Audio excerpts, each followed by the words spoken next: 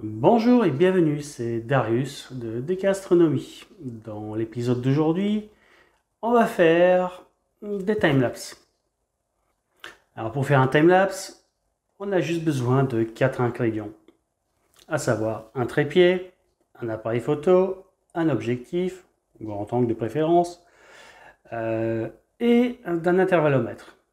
Alors dans mon cas, l'intervallomètre est intégré à l'appareil photo, mais sachez qu'il en faut un.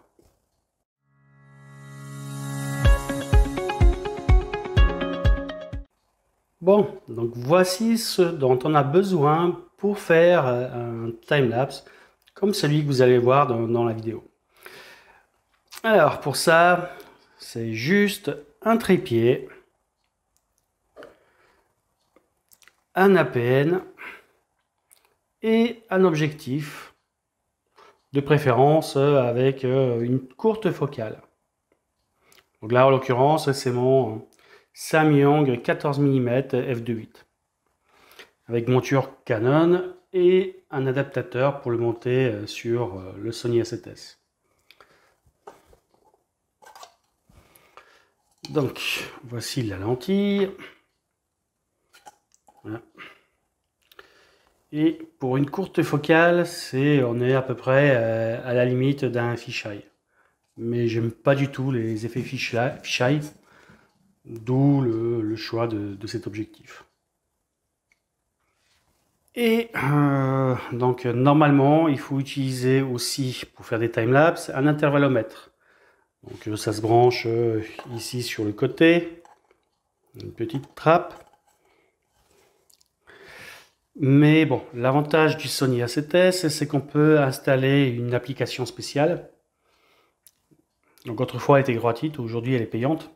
Mais c'est quand même une application qui est quand même sympa et qui fait bien le boulot. Donc là je l'allume.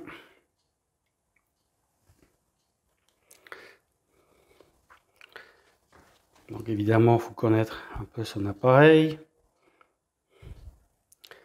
Et donc sur les Sony A7S, il y a l'onglet liste d'applications. Et voici la fameuse application que j'ai achetée pour une dizaine d'euros. Alors évidemment, au niveau du réglage, c'est toujours le mode M. Donc, hop, au niveau des paramètres,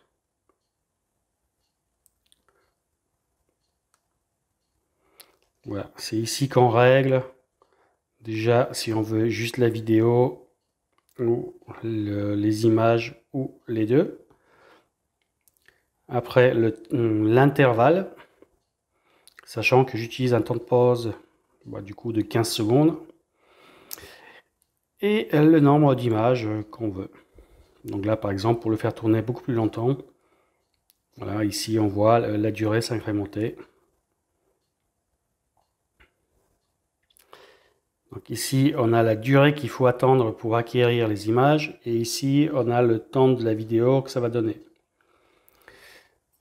Donc il faut 4 heures pour faire une vidéo de 30 secondes. Et donc voilà, c'est configuré. On voit bien qu'il est voilà, toutes les 20 secondes pendant 4 heures. Et il ne reste plus qu'à installer dehors, quand il fera noir, de faire le petit cadrage et de lancer le timelapse. Et si vous n'avez pas de Sony A7S avec cette application, donc évidemment, il faut utiliser un intervallomètre. Bon, et donc évidemment, le matériel ne suffit pas. Il faut aussi donc un joli cadre de préférence pour avoir un premier plan intéressant et surtout la météo qui va bien. Donc de préférence sans nuages, mais un peu de nuages, c'est pas forcément gênant. Donc il n'y a plus qu'à s'installer dehors pour procéder aux travaux pratiques. Alors évidemment, pour faire un joli timelapse, il faut un joli ciel. Donc il faudrait que les nuages bougent. Mais j'ai bon espoir qu'ils vont bouger. Et aussi, il faut un joli cadre. Et donc là, côté cadre, ça va. Et donc voilà, l'appareil en place. Il n'y aura plus qu'à faire les réglages. Et l'idée, c'est de mettre à l'avant-plan le petit arbre et s'arranger pour qu'au-dessus, il y ait l'étoile polaire. Et du coup, on aura toute la voûte céleste qui tournera voilà, par rapport au milieu de l'image.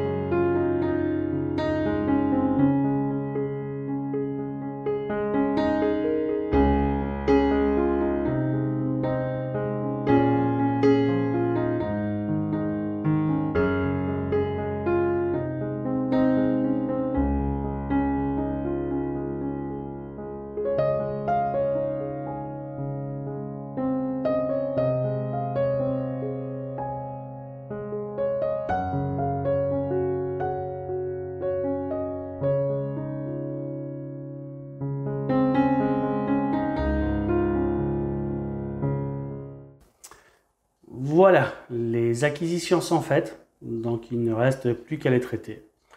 Alors dans le cas de l'application que j'utilise avec mon Sony A7S, le timelapse est fait automatiquement, mais c'est un timelapse fait brut de fonderie.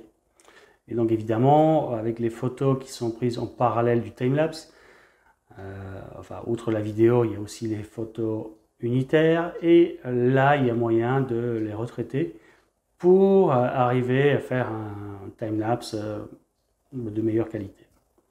Mais ça demande plus de boulot. Donc pour le traitement, on verra une autre fois. Mais dans les grandes lignes, voilà, on peut utiliser plein de logiciels différents. Et habituellement, j'utilise Lightroom. Et donc l'idée de Lightroom, c'est de pouvoir faire les réglages, les ajustements sur une photo et d'appliquer ces mêmes réglages sur toutes les autres photos.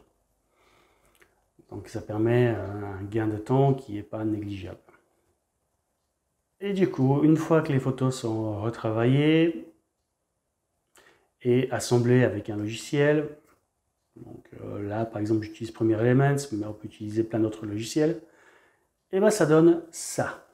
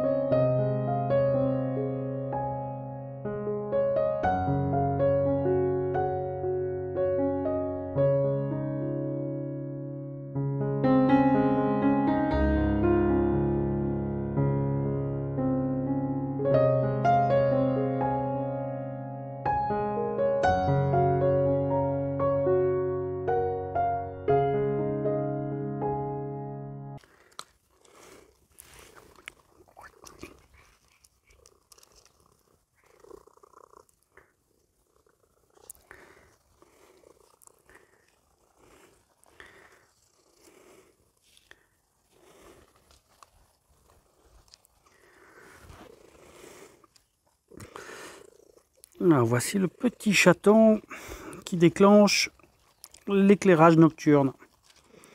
Donc, il est bien mignon comme ça. Mais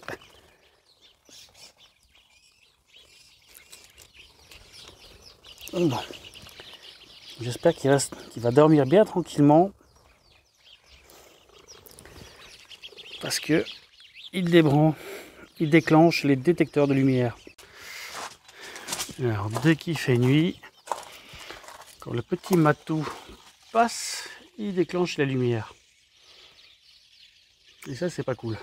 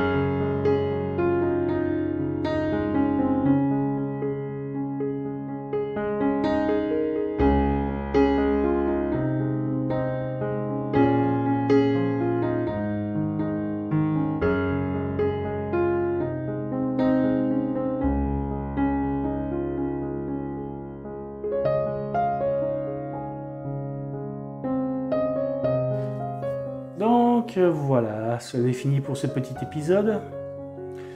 J'espère qu'il vous a plu, que vous avez appris de nouvelles choses ou qu'il vous a diverti. Et dans tous les cas, n'hésitez pas à mettre un maximum de pouces bleus.